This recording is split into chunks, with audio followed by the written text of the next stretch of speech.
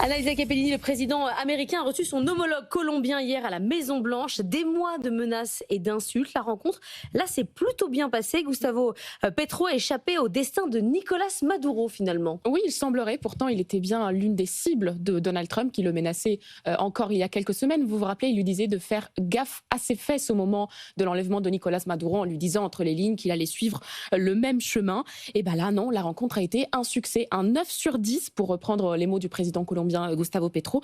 En fait, il s'est passé un peu la même chose qu'avec le nouveau maire de New York, Zoran Mamdani. Donc, des mois de menaces et puis une rencontre assez détendue avec un ton qui a nettement baissé. Pourquoi ? Il y a une explication, c'est que Gustavo Petro a compris la méthode Trump, donc il n'a pas coupé les communications avec lui. C'est la plus grosse différence avec Nicolás Maduro, qui lui était inflexible sur ce point.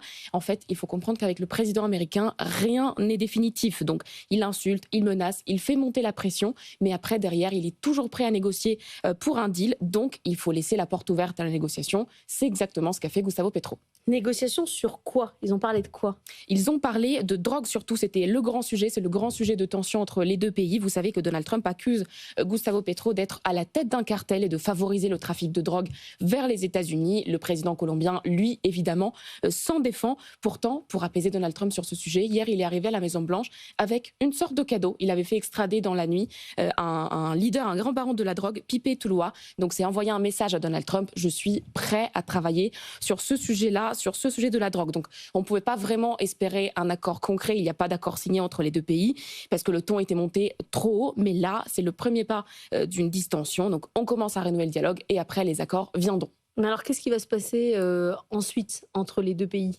Disons que tout dépend de Gustavo Petro, puisqu'il a une personnalité assez similaire à celle de Donald Trump. Il est très imprévisible, il est très sulfureux. On connaît de son côté des déclarations très, très polémiques. Là, ce qui peut jouer en faveur de l'apaisement, c'est que Gustavo Petro termine son mandat en août 2026. Donc, il cherchera peut-être à avoir une fin de mandat assez apaisée, assez tranquille pour assurer des relations cordiales avec les États-Unis, sans pour autant s'écraser. Il a deux modèles pour ces derniers mois de mandat, c'est la présidente mexicaine Claudia Sheinbaum et le président brésilien Lula, puisque les deux arrivent à parler avec Donald Trump, à se montrer conciliants tout en étant ferme. En tout cas, Gustavo Petro vient de comprendre une leçon importante. Il vaut mieux mettre son orgueil de côté avec Donald Trump et essayer de négocier. Il a ouvert une porte, à voir maintenant s'il y aura des accords derrière les poignées de main. Le Monde qui bouge, ça retrouve un replay, un podcast sur l'application bfmbusiness.com.